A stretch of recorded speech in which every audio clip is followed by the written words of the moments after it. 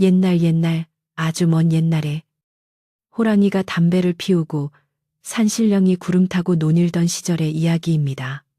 깊고 깊은 산골짜기에 사방이 산으로 둘러싸인 조용한 마을이 하나 있었는데 이 마을의 가장 끄트머리 언덕배기에는 오래된 감나무 한 그루가 지키고 서 있는 낡은 기와집이 한 채 자리 잡고 있었습니다. 세월의 때가 묻어 기와는 거무튀튀하게 변했고 담장은 군데군데 헐거워졌지만 마당은 언제나 정갈하게 쓸려 있었고 장독대에는 윤기 흐르는 항아리들이 옹기종기 모여 있어 집주인의 성품이 얼마나 깔끔하고 단정한지를 보여주었습니다. 이 집에는 소담이라는 이름의 처녀가 홀로 살고 있었는데 일찍이 부모님을 여의고 혈혈단신이 되었으나 부모님이 남겨주신 이 집과 감나무를 지키며 배를 짜고 나무를 캐어 근근히 생계를 이어가고 있었습니다. 소담은 비록 넉넉하지 못한 형편이었으나 마음씨만은 비단결같이 고아 마을 사람들의 칭찬이 자자했습니다. 그녀는 길가에 핀 작은 들꽃 하나도 함부로 꺾지 않았으며 배고픈 산짐승이 내려오면 먹다 남은 밥이라도 내어줄 만큼 인정이 많았습니다. 어느 해 늦가을 산봉우리에 첫눈이 내리기 전 매서운 바람이 불어오기 시작하던 무렵이었습니다. 며칠째 잿빛 구름이 하늘을 뒤덮더니 해가 지고 어둠이 깔리자마자 억수 같은 비가 쏟아지기 시작했습니다. 빗줄기는 마치 하늘에 구멍이라도 난 듯 지붕을 세차게 때렸고 문풍지는 윙윙거리는 바람 소리에 맞춰 요란하게 울어댔습니다. 소담은 호롱불 아래 앉아 배틀을 돌리고 있었지만 사나운 날씨 탓에 좀처럼 일에 집중할 수가 없었습니다. 밤은 점점 깊어가고 빗소리는 더욱 거세지는데 문득 대문 밖에서 둔탁한 소리가 들려왔습니다. 바람에 나뭇가지가 부러지는 소리인가 싶어 귀를 기울였지만 이내 끙하고 앓는 듯한 사람의 신음소리가 빗소리 사이로 희미하게 파고들었습니다. 소담은 배틀을 멈추고 숨을 죽였습니다. 여자 혼자 사는 집에 한밤중에 누군가 찾아올리 만무했고 혹시나 산짐승이나 나쁜 마음을 먹은 도적일까 싶어 가슴이 콩닥거렸습니다. 하지만 신음소리는 끊어질 듯 이어지며 애처롭게 들려왔고 인정 많은 소담은 차마 모른 척하고 방 안에만 웅크리고 있을 수가 없었습니다. 그녀는 떨리는 손으로 호롱불을 들고 조심스럽게 마루로 나갔습니다. 마당에 들어서자 차가운 비바람이 소담의 얼굴을 때렸고 호롱불은 금방이라도 꺼질 듯 위태롭게 흔들렸습니다. 빗물에 젖은 집신을 끌고 대문 쪽으로 다가가 조심스레 빗장을 열자 칠흑 같은 어둠 속에 쓰러져 있는 검은 형체가 눈에 들어왔습니다. 소담이 호롱불을 가까이 비추어 보니 남루한 옷차림의 한 사내가 빗물과 흙탕물에 범벅이 된 채 대문 앞에 쓰러져 있었습니다. 사내의 얼굴은 창백하다 못해 파랗게 질려 있었고 다리 쪽에서는 빗물에 섞여 붉은 피가 흘러나오고 있었습니다. 소담은 너무 놀라 뒷걸음질을 쳤지만 사내가 가늘게 떨며 내뱉는 숨소리를 듣고는 황급히 그에게 다가갔습니다. 남녀가 유별한 세상의 외간 남자를 그것도 정체 모를 사내를 집 안으로 들이는 것은 보통 일이 아니었습니다. 하지만 눈앞에서 죽어가는 사람을 두고 볼 수 없었던 소담은 용기를 내어 사내의 겨드랑이에 팔을 끼워 일으켜 세우려 했습니다. 사내는 생각보다 훨씬 무거웠고 소담의 가녀린 몸으로는 그를 옮기는 것이 여간 힘든 일이 아니었습니다. 빗줄기는 멈출 기미를 보이지 않고 소담의 옷까지 흠뻑 적셨지만 그녀는 이를 악물고 사내를 질질 끌다시피 하여 대문 안으로 들였습니다. 본체는 차마 내어줄 수 없어 평소 쓰지 않던 행랑채의 문을 열고 사내를 겨우 방 안으로 들이밀었습니다. 행랑채는 오랫동안 비워둔 탓에 냉기가 감돌았고 쾌쾌한 먼지 냄새가 났습니다. 소담은 젖은 몸을 덜덜 떨면서도 부엌으로 달려가 아궁이에 불을 지피기 시작했습니다. 마른 장작을 넣고 부채질을 하자 매운 연기가 눈을 찔렀지만 방바닥이 따뜻해져야 사내가 살 수 있다는 생각에 멈추지 않았습니다. 아궁이에 불길이 타오르기 시작하자 소담은 솥에 물을 데워 대야에 담고 깨끗한 천을 챙겨 다시 행랑채로 들어갔습니다. 호롱불 아래서 본 사내의 모습은 더욱 처참했습니다. 옷은 여기저기 찢겨 있었고 드러난 피부에는 긁힌 자국이 가득했으며 특히 종아리에는 무언가에 베인 듯한 깊은 상처가 벌어져 피가 멈추지 않고 있었습니다. 소담은 떨리는 손으로 사내의 젖은 겉옷을 벗겨내고 따뜻한 물에 적신 천으로 흙투성이가 된 몸을 닦아내기 시작했습니다. 상처 부위를 닦아낼 때는 사내가 고통스러운 듯 미간을 찌푸리며 신음했기에 소담의 마음도 함께 조마조마해졌습니다. 집에 모아두었던 약초 가루를 찾아와 상처에 뿌리고 깨끗한 무명천으로 단단히 동염에 지혈을 했습니다. 사내의 이마에 손을 짚어보니 불덩이처럼 뜨거웠습니다. 비를 너무 많이 맞은 탓에 고열에 시달리는 것이 분명했습니다. 소담은 젖은 물수건을 사내의 이마에 올려주며 제발 밤을 무사히 넘기기를 간절히 기도했습니다. 사내의 젖은 옷을 말리기 위해 아랫목에 널어두고 소담은 잠시 사내의 얼굴을 들여다보았습니다. 헝클어진 머리카락과 흙먼지에 가려져 있었지만 콧날이 오뚝하고 눈썹이 짙은 것이 예사로운 생김새는 아니었습니다. 거친 일을 하며 살아온 막일꾼의 투박함보다는 어딘가 모르게 귀티가 흐르는 듯한 묘한 분위기를 풍기고 있었습니다. 옷은 비록 누더기에 가까웠으나 손에는 굳은 살이 박여 있으면서도 손가락이 길고 곧았습니다. 소담은 이 사내가 대체 누구이며 어쩌다 이 깊은 산골까지 들어와 저런 상처를 입었는지 궁금했지만 지금은 그가 깨어나는 것이 우선이었습니다. 밤새 비바람은 그칠 줄을 모르고 으르렁거렸습니다. 소담은 본체로 돌아와 젖은 옷을 갈아입었지만 행랑채에 누워있는 낯선 산의 걱정에 잠을 이룰 수가 없었습니다. 혹시 열이 더 오르지는 않을까? 행여나 밤새 숨이 넘어가지는 않을까 하는 불안감이 엄습했습니다. 그녀는 몇 번이고 방문을 열고 밖을 내다보며 행랑채 쪽의 동정을 살폈습니다. 만약 마을 사람들이 알게 된다면 처녀가 외간 남자를 들였다고 손가락질을 할 것이 뻔했고 특히 호시탐탐이 집을 노리는 친척들이 알게 되면 큰 사단이 날 것이 분명했습니다. 하지만 소담은 사람의 목숨보다 중요한 것은 없다고 스스로를 다독였습니다. 새벽녘이 되어서야 빗소리가 잦아들고 동이 터오기 시작했습니다. 소담은 뜬 눈으로 밤을 지새우다시피 하고는 날이 밝자마자 부엌으로 들어가 흰쌀을 씻어 죽을 끓였습니다. 고소한 냄새가 부엌을 채우자 긴장이 조금 풀리는 듯 했습니다. 잘 끓여진 흰 죽과 동치미 국물을 소반에 받쳐들고 행랑채로 향했습니다. 조심스럽게 문을 열자 방 안은 아궁이의 온기로 훈훈했습니다. 사내는 여전히 의식을 잃은 채 누워 있었지만 다행히 어젯밤처럼 가쁘게 숨을 몰아쉬지는 않았고 얼굴에 돌던 푸른 기운도 조금은 가라앉아 있었습니다. 소담이 사내를 흔들어 깨우려 하자 사내가 무겁게 눈꺼풀을 들어 올렸습니다. 초점이 없는 몽롱한 눈동자가 소담을 향했고 그는 마른 입술을 달싹이며 무언가 말하려 했지만 목소리가 나오지 않는 듯 했습니다. 소담은 사내의 등을 받쳐 겨우 일으켜 앉히고는 숟가락으로 죽을 떠서 입가에 가져다 대었습니다. 기운을 차리시려면 드셔야 해요.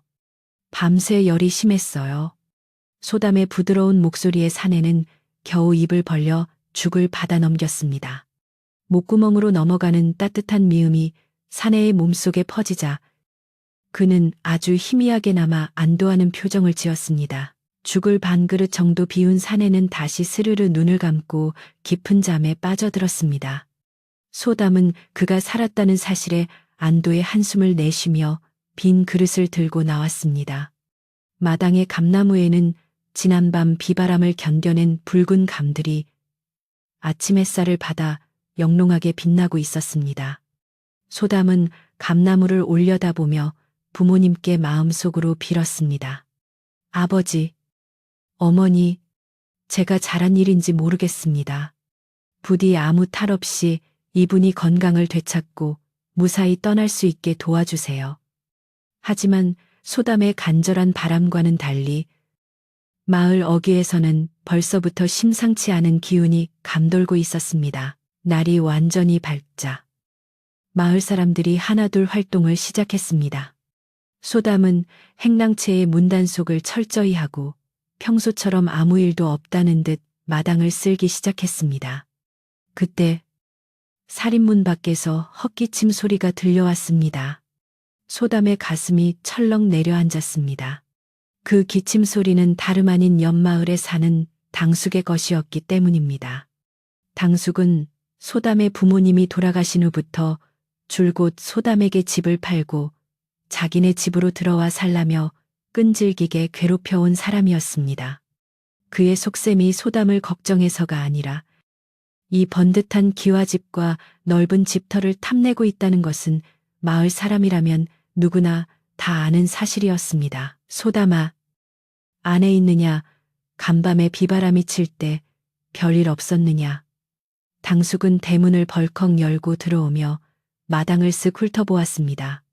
그의 뱀처럼 가늘고 교활한 눈빛이 집안 구석구석을 살피는 것이 느껴져 소담은 빗자루를 쥔 손에 힘을 주었습니다. 네, 당숙 어르신, 별일 없었습니다. 아침부터 어인일이세요. 소담은 애써 태연한 척하며 물었지만 당숙의 시선은 묘하게도 굳게 닫힌 행랑채 문 쪽으로 향해 있었습니다. 젖은 땅 위에 찍힌 미처 지우지 못한 사내를 끈 자국이 당숙의 눈에 띄지 않기를 바랄 뿐이었습니다. 당숙은 뒷짐을 지고 마당을 거닐며 혀를 차사찼습니다. 계집아이 혼자 이 큰 집을 건사하는 게 보통 일이 아닐 터인데 고집 그만 부리고 내 말 듣거라. 이 집은 내가 좋은 값에 처분해 줄 테니 너는 우리 집에 와서 내 처를 도우며 살면 좋지 않으냐. 당숙은 으름장을 놓듯 말하면서 슬금슬금 행랑채 쪽으로 발걸음을 옮겼습니다. 소담의 심장이 터질 듯 요동쳤습니다. 만약 당숙이 지금 행랑채 문을 연다면 안에 누워있는 낯선 사내를 발견하게 될 것이고 그렇게 되면 소담은 꼼짝없이 쫓겨날 위기에 처하게 될 것이었습니다. 바로 그때 행랑채 안에서 쿨럭하는 기침 소리가 새어나왔습니다. 행랑채 안에서 새어나온 기침 소리는 날카로운 비수처럼 마당의 정적을 갈랐습니다. 당숙의 눈이 휘둥그레지더니 이내 먹잇감을 발견한 살카이처럼 번들거렸습니다. 그는 소담이 말릴 틈도 없이 행랑채 문 앞으로 성큼성큼 다가가 거칠게 문을 열어 젖혔습니다. 문이 열리자 아랫목에 누워있던 사내가 힘겹게 몸을 뒤척이는 모습이 당숙의 눈에 들어왔습니다. 당숙은 마치 큰일이라도 난 것처럼 호들갑을 떨며 소리를 질렀습니다. 이게 대체 무슨 일이냐? 처녀가 혼자 사는 집에 외간 남자를 끌어들이다니. 네가 정녕 집안 망신을 시키려고 작정을 했구나. 당숙의 고함 소리에 놀란 새들이 감나무에서 푸드덕거리며 날아올랐고 소담은 사색이 되어 당숙의 앞을 가로막았습니다. 소담은 떨리는 목소리로 다급하게 변명했습니다. 당숙 어르신, 오해하지 마세요.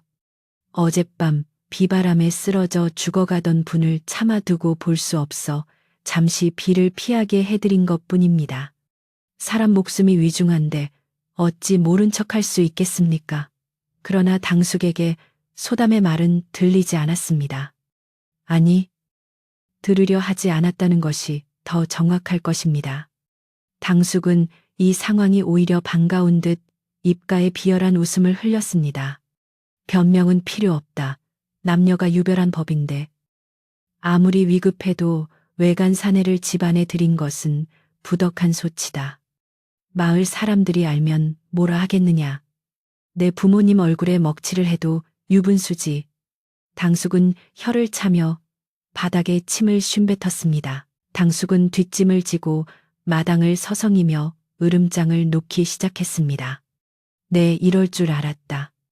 계집아이 혼자 사니 사리 분별을 못하고 이런 사단을 내는 것이야.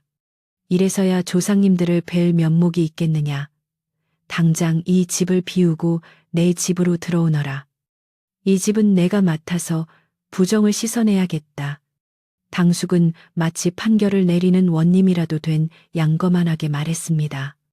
소담은 억울함에 눈물이 핑 돌았지만 당숙은 소담의 눈물 따위에는 아랑곳하지 않고 사내를 향해 삿대질을 해댔습니다. 너는 또 어디서 굴러먹던 놈이냐. 당장 관아에 고발하여 곤장을 맞게 하기 전에 썩 꺼지거라. 당숙의 기세등등한 외침에 방 안의 사내는 아무 말 없이 그저 깊은 눈으로 당숙을 응시할 뿐이었습니다. 한바탕 난리를 피운 당숙은 마을 사람들에게 이 사실을 알리겠다며 씩씩거리고 대문을 나갔습니다. 폭풍 같은 시간이 지나가고 마당에는 다시 무거운 침묵만이 남았습니다. 소담은 다리에 힘이 풀려 마루에 주저앉고 말았습니다. 억울하고 분한 마음에 하염없이 눈물이 흘러내렸습니다. 그때 행랑채 문이 조용히 열리더니 사내가 비틀거리며 밖으로 나왔습니다. 그는 아직 몸이 성치 않은지 식은땀을 흘리고 있었지만 소담에게 다가와 정중하게 허리를 숙였습니다. 저 때문에 곤란한 일을 겪게 해드려 송구합니다. 제 몸이 조금만 더 성했더라면 당장이라도 떠나 은혜를 갚았을 터인데 면목이 없습니다. 사내의 목소리는 낮고 부드러웠으나 그 안에는 거역할 수 없는 위엄이 서려 있었습니다. 소담은 황급히 눈물을 훔치고 사내를 부축했습니다. 아니에요. 어르신 잘못이 아닙니다. 제 당숙은 원래 저 핑계로 집을 뺏으려던 분이셨어요. 몸도 성치 않으신데 어서 들어가 누우세요. 소담은 사내를 다시 방으로 들여보냈습니다. 사내는 소담의 만류에도 불구하고 한참 동안 마당에 서서 당숙이 사라진 대문 쪽을 바라보았습니다. 그의 눈빛은 깊은 호수처럼 고요했으나 그 밑바닥에는 알 수 없는 감정이 일렁이고 있었습니다. 그는 무언가 결심한 듯 주먹을 꽉 쥐었다가 다시 풀고는 조용히 방으로 들어갔습니다. 그날 이후 사내는 소담의 집에서 머물며 몸을 추스르게 되었습니다. 마을에는 벌써 소담이 외간 남자를 숨겨두고 산다는 흉흉한 소문이 돌기 시작했습니다. 며칠이 지나자 사내의 건강은 눈에 띄게 좋아졌습니다. 붉었던 상처는 아무러 딱지가 앉았고 창백했던 얼굴에도 혈색이 돌기 시작했습니다. 그는 말수가 지극히 적어 하루 종일 한두 마디도 하지 않았지만 결코 밥값을 거저하는 법이 없었습니다. 그는 소담이 시키지 않아도 아침 일찍 일어나 마당을 쓸고 뒷산에 올라가 퇴감을 해왔습니다. 그의 도끼질 솜씨는 투박한 나무꾼의 그것과는 달랐습니다. 무리하게 힘을 쓰지 않으면서도 정확하게 장작을 쪼개는 모습이 마치 무예를 익힌 사람처럼 절도 있고 날렵했습니다.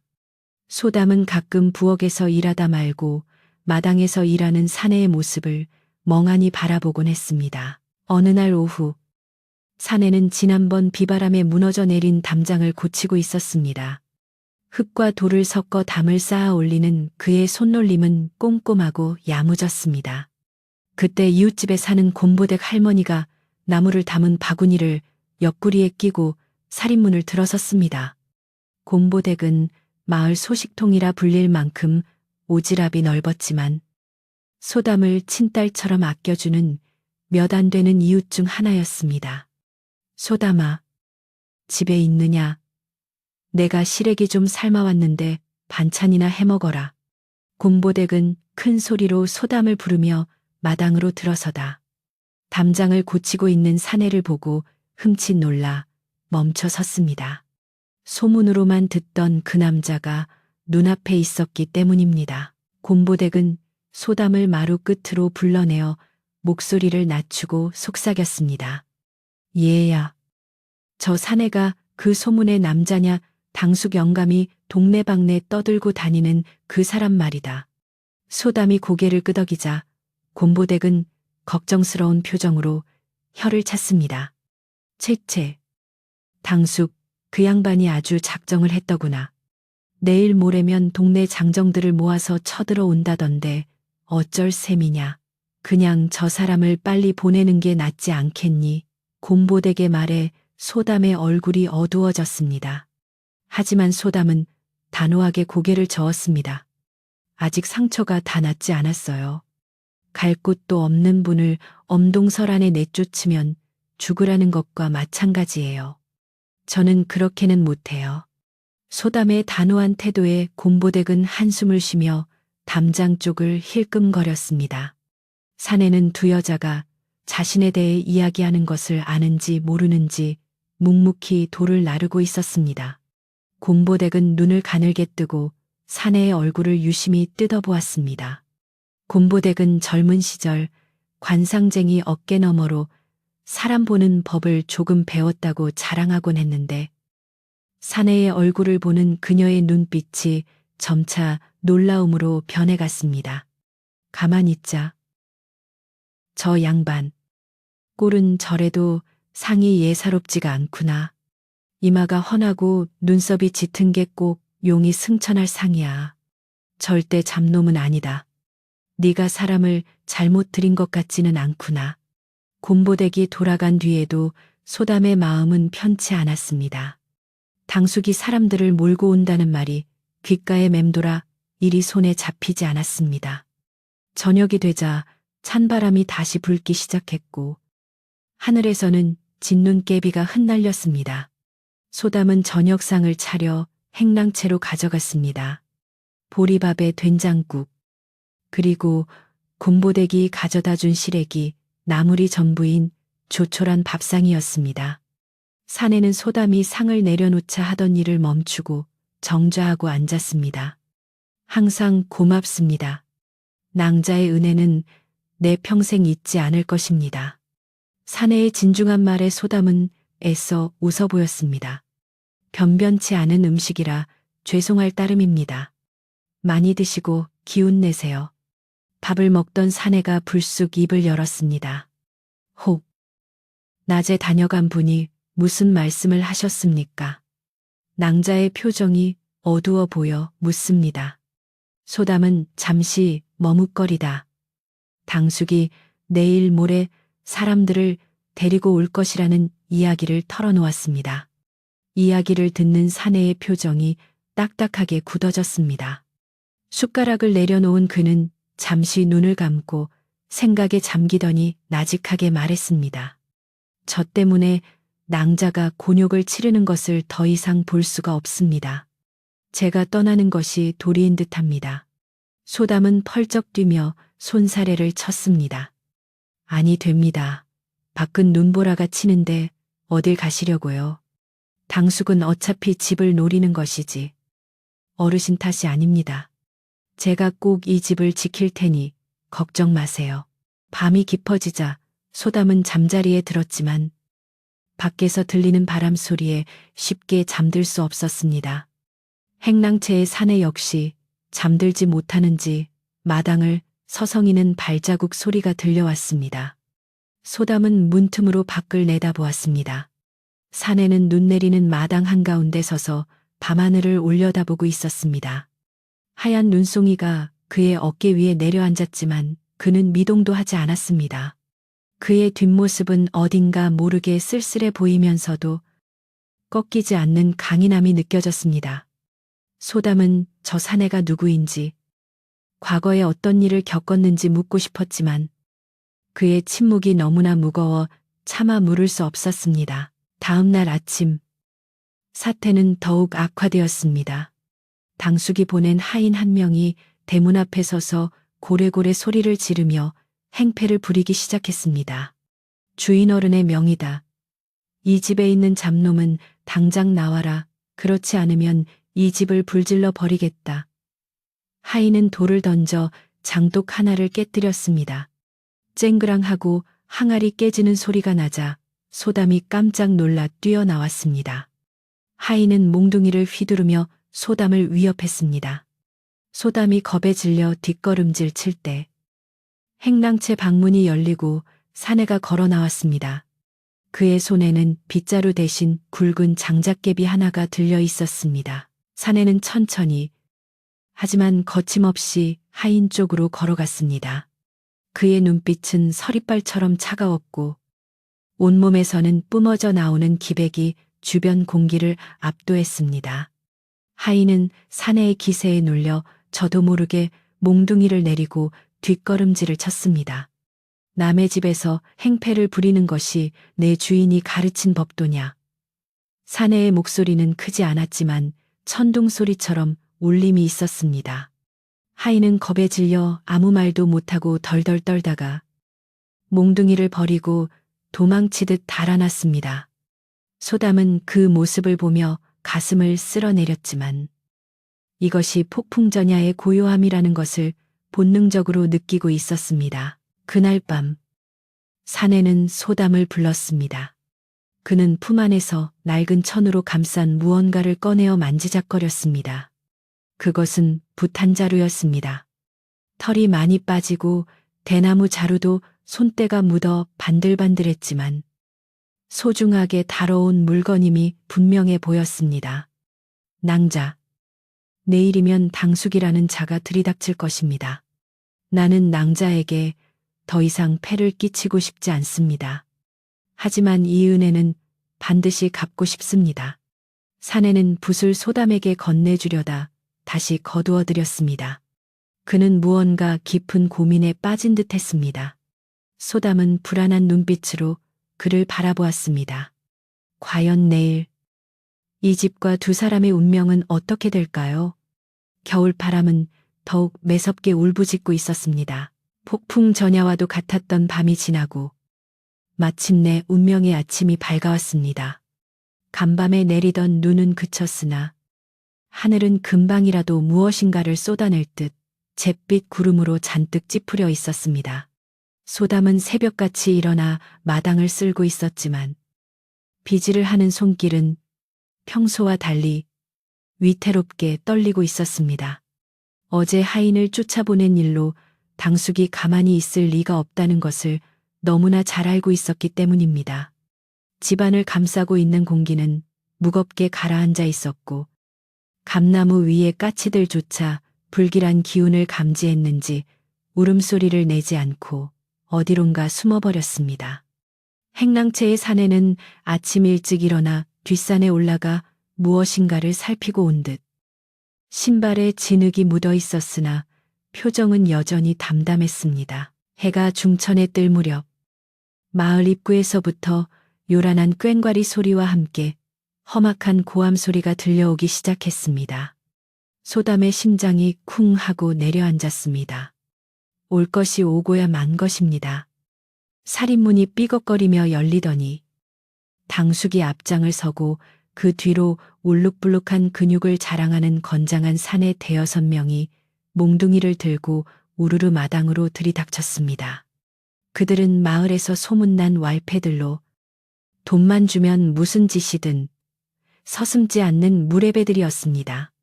당숙은 의기양양한 표정으로 뒷짐을 지고 소담을 노려보았습니다. 네 2년 내 좋은 말로 타일렀거늘 감히 하인을 때리고 내 호의를 무시해 오늘이야말로 이 집의 뿌리를 뽑고야 말겠다. 당숙의 신호에 따라 왈패들은 마당에 있는 장독들을 닥치는 대로 때려 부수기 시작했습니다. 와장창하는 소리와 함께 겨우내 먹을 김장김치와 된장이 바닥에 쏟아져 내렸고 고소한 장냄새 대신 비릿한 흙내와 살기 어린 폭력의 냄새가 진동했습니다. 소담은 비명을 지르며 그들 앞을 가로막았습니다. 이게 무슨 짓입니까? 제발 그만두세요. 이 항아리들은 돌아가신 어머니가 남기신 유품과도 같아요. 소담이 왈패 중 한 명의 팔을 붙잡고 애원했지만 사내는 코웃음을 치며 소담을 거칠게 밀쳐버렸습니다. 힘없이 바닥에 나뒹군 소담의 손등이 찢어져 붉은 피가 배어 나왔습니다. 그 순간 굳게 닫혀있던 행랑채의 방문이 벌컥 열리며 사내가 바람처럼 튀어나왔습니다. 그의 눈에서는 시퍼런 불꽃이 튀는 듯 했습니다. 사내는 소담을 밀친 왈패의 앞을 순식간에 막아서더니 그가 휘두르는 몽둥이를 맨손으로 낚아챘습니다. 왈패가 당황하여 몽둥이를 빼내려 안간힘을 썼지만 사내의 손아귀 힘은 바위처럼 꿈쩍도 하지 않았습니다.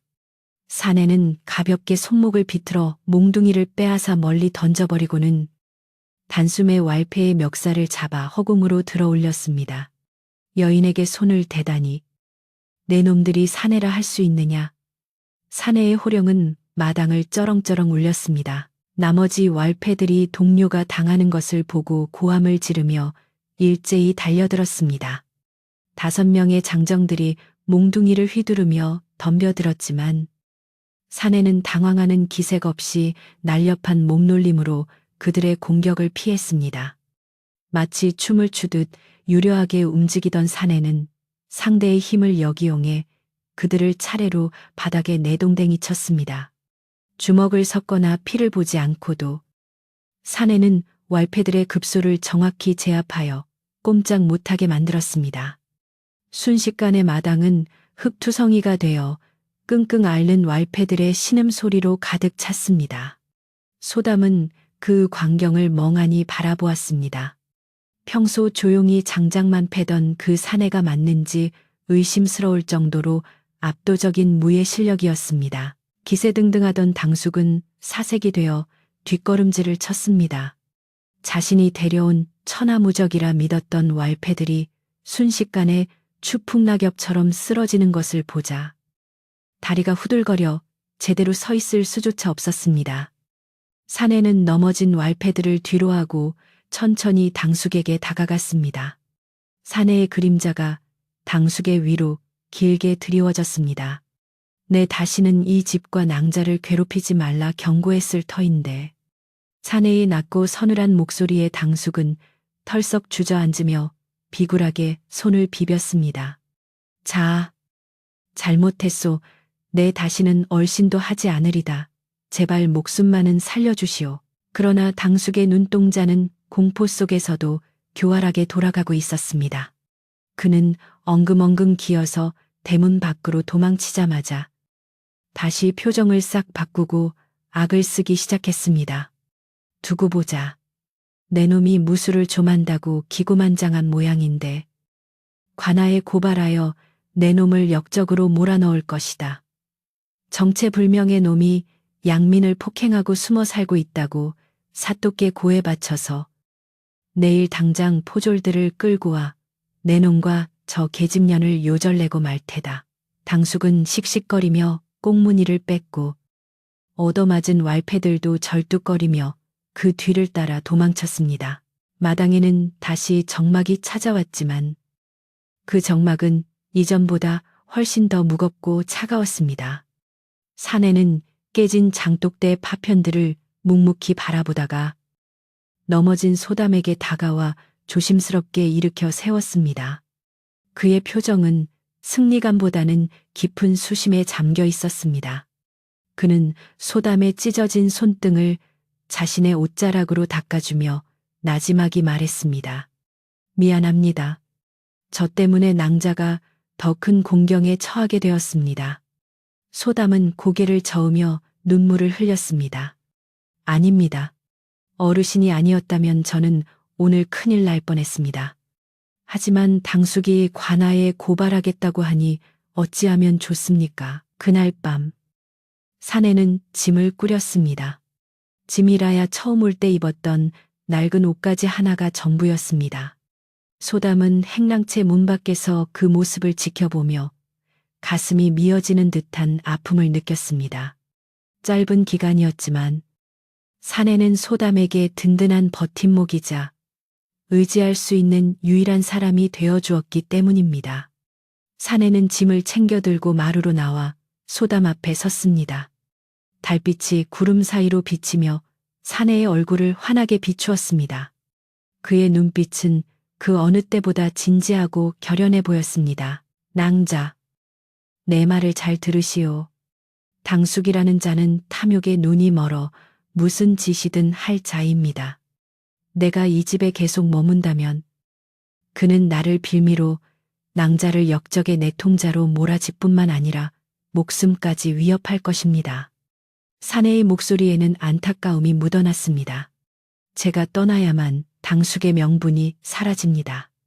지금은 낭자 혼자 이 시련을 견디게 하여 뼈를 깎는 아픔을 느끼지만 이것이 낭자를 지키는 유일한 길임을 부디 이해해 주시오. 소담은 흐르는 눈물을 주체할 수 없어 고개를 숙였습니다. 사내는 품 안에서 소중히 간직하던 그 낡은 붓을 꺼내어 소담의 손에 쥐어주었습니다. 붓대는 낡았으나 붓털은 여전히 꿋꿋함을 잃지 않고 있었습니다. 이것을 낭자에게 맡기겠습니다. 이것은 제 목숨과도 같은 물건이니 제가 반드시 이것을 찾으러 돌아올 것임을 믿어주십시오. 내일 해가 뜨기 전까지는 어떻게든 버티셔야 합니다. 제가 늦지 않게 돌아오겠습니다. 사내는 소담의 손을 한 번 꽉 잡아주고는 뒤도 돌아보지 않고 어둠 속으로 걸어갔습니다. 그의 뒷모습이 어둠에 삼켜져 보이지 않을 때까지 소담은 대문 앞에 서서 하염없이 눈물을 흘렸습니다. 사내가 떠난 뒤 소담에게 밤은 영원처럼 길게 느껴졌습니다. 윙윙거리는 바람 소리가 마치 당숙의 비웃음 소리처럼 들려 잠을 이룰 수가 없었습니다. 그녀는 사내가 남기고 간 붓을 가슴에 품고 밤새도록 기도했습니다. 그가 무사하기를, 그리고 약속대로 꼭 돌아오기를. 하지만 마음 한구석에서는 불안감이 독버섯처럼 피어올랐습니다. 그가 정말 돌아올까? 혹시 당숙의 말대로 도망친 것은 아닐까? 아니, 그분의 눈빛은 거짓이 아니었어. 소담은 흔들리는 마음을 다잡으려 애썼습니다. 야속하게도 시간은 흘러 다음날 아침이 밝았습니다. 사내는 돌아오지 않았습니다. 대신 당숙이 어제보다 더 많은 사람들을 이끌고 나타났습니다. 이번에는 왈패들뿐만 아니라 마을 사람들도 몇몇 데리고 와서 구경을 시키려는 듯 했습니다. 당숙은 대문을 들어서자마자 텅 빈 행랑채를 확인하고는 껄껄거리며 웃어댔습니다. 그것 보아라. 내 말이 맞지 않느냐. 그놈은 도망쳤어. 제 목숨 하나 건지겠다고 밤사이 주랭랑을 놓은 게야. 당숙의 조롱에 마을 사람들은 수군거리며 소담을 동정 섞인 눈빛으로 혹은 비난의 눈빛으로 바라보았습니다. 소담은 붓을 품에 안고 마루 끝에 서서 입술을 깨물었습니다. 당숙은 소담에게 다가와 손가락질을 하며 소리쳤습니다. 이제 너를 지켜줄 놈도 없고 네가 부정을 저지른 증거는 명백하다. 내 너를 관아에 넘기지 않는 것만으로도 감지덕지 해야 할 것이다. 오늘 해가 지기 전까지 이 집을 비우고 나가거라. 만약 그때까지 나가지 않으면 내 손으로 직접 너를 끌어내고 짐들을 밖으로 내던져 버릴 테다. 당숙의 최후 통첩은 잔인하고 단호했습니다. 당숙과 무리들이 돌아간 뒤 소담은 텅 빈 마당에 홀로 남겨졌습니다. 깨진 장독 파편들이 널려 있는 마당은 처참하기 그지없었습니다.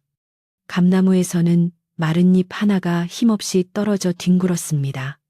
소담은 행랑채 문을 열어보았습니다. 사내가 머물던 자리에는 온기조차 남아있지 않았고 그가 덮었던 이불만이 가지런히 개어 있었습니다. 소담은 그 자리에 주저앉아 오열했습니다. 어르신, 어디 계십니까? 정말 저를 버리고 가신 것입니까? 그녀의 손에 들린 낡은 붓이 유난히 차갑게 느껴졌습니다. 이 붓 한 자루가 대체 무슨 힘이 있어 집을 지키고 자신을 구해줄 수 있다는 말인가? 소담은 절망감에 휩싸여 붓을 바닥에 내려놓으려다 문득 사내의 마지막 눈빛을 떠올렸습니다. 반드시 돌아오겠다던 그 강인하고 진실된 눈빛. 소담은 다시 붓을 꼭 쥐었습니다. 해는 서쪽으로 기울어가고 있었고 그림자는 점점 길어지며 소담의 목을 조여오는 듯했습니다. 당숙이 약속한 시간이 다가오고 있었습니다. 소담은 마지막 희망을 놓지 않으려 안간힘을 쓰며 마을 어귀를 바라보고 또 바라보았습니다. 과연 기적은 일어날 것인가? 아니면 이대로 모든 것을 잃고 쫓겨날 것인가? 바람이 다시 매섭게 불어오기 시작했습니다.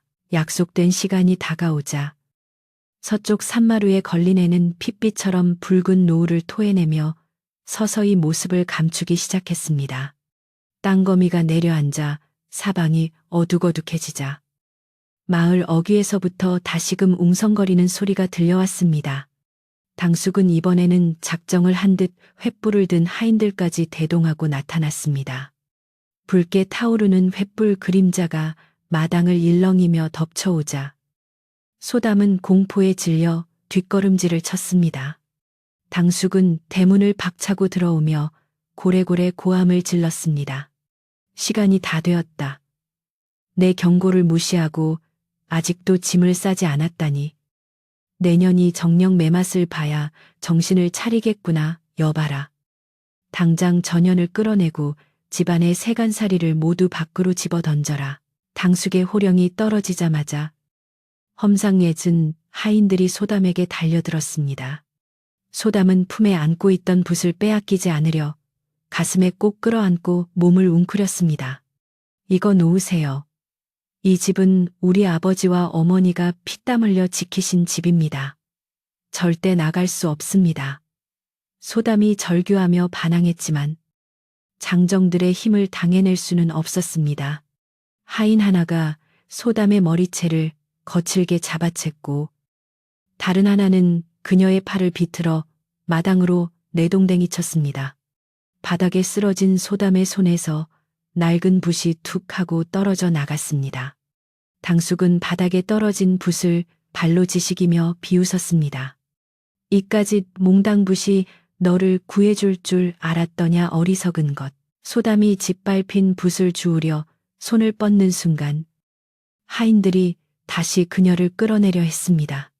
절체절명의 순간 마을 입구 쪽에서 대기를 가르는 날카로운 피리 소리가 울려 퍼졌습니다. 삐익 하는 소리는 너무나 크고 기이하여 소란스럽던 마당에 모든 움직임이 일순간에 정지되었습니다. 당숙과 하인들이 무슨 일인가 하여 고개를 돌리는 찰나 어둠 속에서 두두두두 하는 묵직한 말발굽 소리가 지축을 울리며 다가왔습니다. 땅이 울리는 진동은 점점 거세지더니 곧이어 우렁찬 함성이 마을 전체를 뒤흔들었습니다. 암행어사 출두여 죄인들은 썩 나와 오라를 받으라. 그 소리는 마치 마른 하늘에 떨어지는 날벼락과도 같았습니다. 당숙은 암행어사라는 말에 사색이 되어들고 있던 횃불을 떨어뜨렸습니다. 마을 어귀에서부터 붉은 등을 든 포졸들이 물밀듯이 밀려들어왔고 그들은 순식간에 소담의 집을 포위했습니다. 그리고 그 행렬의 가장 앞에서 눈부시게 하얀 백마를 탄 한 사내가 위풍당당하게 모습을 드러냈습니다. 그는 더 이상 남루한 누더기를 걸친 병자가 아니었습니다. 머리에는 관을 쓰고 몸에는 화려한 비단 관복을 입었으며 가슴에는 금빛 흉배가 번쩍이고 있었습니다. 하지만 그 얼굴만은 소담이 기억하는 그 낯선 사내. 바로 그분이었습니다. 백마 위에서 내려다보는 사내의 눈빛은 서리발처럼 차가웠습니다. 그는 마당에 주저앉은 소담과 그녀를 위협하던 하인들, 그리고 벌벌 떨고 있는 당숙을 차례로 훑어보았습니다. 사내가 천천히 말에서 내려 소담에게 다가오자 포졸들이 길을 터주었습니다. 사내는 바닥에 떨어진 낡은 붓을 집어들어 흙을 털어내고는 부드러운 목소리로 말했습니다. 내가 늦지 않게 온다 하지 않았느냐. 이 붓은 임금님께서 하사하신 나의 신표이다. 네가 이것을 목숨처럼 지켰으니 너는 나의 명예를 지킨 것이나 다름없다. 소담은 꿈인지 생시인지 분간할 수 없어 그저 멍하니 눈물만 흘렸습니다. 상황을 파악한 당숙은 그 자리에 털썩 주저앉아 머리를 땅에 투시며 살려달라고 빌기 시작했습니다. 아이고, 나으리 죽을 죄를 지었습니다. 저는 그저 조카가 걱정되어 훈계하려던 것뿐이옵니다. 제발 목숨만은 살려주십시오. 당숙은 비굴하게 변명하며 손이 발이 되도록 빌었습니다. 조금 전까지만 해도 기세등등하게 호령하던 모습은 온데간데 없고 마치 겁에 질린 똥개처럼 낑낑거릴 뿐이었습니다. 왈패들과 하인들도 무릎을 꿇고 벌벌 떨며 고개를 들지 못했습니다. 마을 사람들은 담장 너머로 이 광경을 지켜보며 인과응보라며 수군거렸습니다. 사내는 엄한 표정으로 당숙을 꾸짖었습니다. 네 죄를 네가 알렸다. 혈육인 조카를 보살피기는커녕 탐욕에 눈이 멀어 집을 빼앗으려 하고 힘없는 여인을 핍박하였으니 그 죄가 하늘에 닿는다. 또한 곤경에 처한 사람을 돕지는 못할 망정 모함하고 해하려 했으니 이는 나라의 법도와 인륜을 저버린 폐악무도한 짓이다. 사내의 호령은 쩌렁쩌렁하게 울려 퍼졌습니다. 사내는 포졸들에게 명하여 당숙과 왈패들을 즉시 포박하여 관하로 압송하게 했습니다. 저들을 끌고 가 엄히 문초하고 다시는 이런 짓을 못하도록 다스려라. 포졸들이 놈들을 굴비 엮듯 엮어 끌고 나가자 마을에는 비로소 평화가 찾아왔습니다. 마당이 정리되자 사내는 소담에게 다가와 따뜻하게 미소 지었습니다. 낭자, 많이 놀랐을 것이오. 나는 조정의 명을 받아 지방을 감찰하던 암행어사요. 도적대를 쫓다 부상을 입고 낭자의 집에 신세를 지게 되었는데 낭자의 지극한 정성이 아니었다면 나는 아마 목숨을 잃었을 것이오.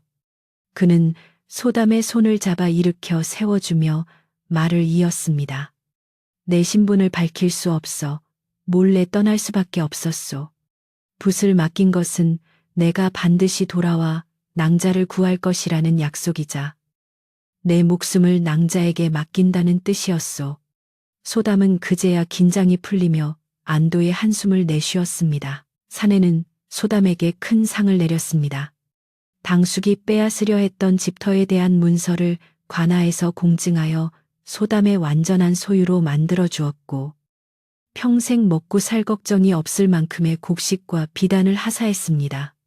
또한 마을 촌장과 이웃들에게 엄명을 내려 앞으로 그 누구도 소담을 업신여기거나 괴롭히지 못하도록 조치했습니다. 이 여인은 내 생명의 은인이다. 누구든 이 여인을 해하려 한다면 그것은 곧 나를 해하려는 것으로 간주하고 엄벌에 처할 것이다. 사내의 서슬퍼런 엄포에 마을 사람들은 머리를 조아리며 소담을 잘 보살피겠다고 맹세했습니다. 다음 날 아침 사내는 다시 한양으로 떠날 채비를 했습니다. 소담은 깨끗한 옷으로 갈아입고 대문 앞까지 그를 배웅했습니다. 봄 기운이 완연해진 날씨 덕분에 감나무 가지 끝에는 연두빛 새순이 돋아나고 있었습니다. 사내는 말에 오르기 전 소담을 바라보며 깊은 눈빛으로 작별 인사를 건넸습니다. 낭자의 고운 마음씨는 내 평생 잊지 못할 것이오. 비록 몸은 떠나나 내 마음의 한 조각은 항상 이 감나무 집에 머물러 낭자의 평안을 빌겠소. 부디 건강하고 행복하게 사시오. 소담은 눈시울을 붉히며 고개를 숙였습니다. 나으리께서도 부디 강건하십시오. 베풀어 주신 은혜. 죽는 날까지 잊지 않겠습니다. 사내는 말에 올라 가볍게 고삐를 당겼습니다. 하얀 말이 힘차게 발을 구르며 앞으로 나아갔고 호위하는 포졸들의 행렬이 그 뒤를 따랐습니다. 사내는 마을 어귀를 돌아서기 전 마지막으로 뒤를 돌아 소담에게 손을 흔들어 주었습니다. 소담 역시 보이지 않을 때까지 손을 흔들며 그를 배웅했습니다. 그것은 두 사람 사이의 아름답고도 아련한 추억으로 남을 마지막 장면이었습니다. 세월이 흘러 마을에는 다시 평화로운 일상이 이어졌습니다. 소담은 사내가 남겨준 재물로 넉넉하게 살면서도 예전처럼 검소하고 부지런하게 생활했습니다. 그녀는 자신처럼 어려운 처지에 있는 이웃들을 돕는 데 앞장섰고 마을 사람들은 그런 소담을 감나무집 보살이라 부르며 칭송했습니다. 나쁜 마음을 먹었던 당숙과 그 일당들은 멀리 귀양을 갔다는 소문만 들려올 뿐 다시는 마을에 나타나지 않았습니다. 소담의 집 마당에는 해마다 가을이면 붉은 감들이 주렁주렁 열려 풍성함을 더했습니다.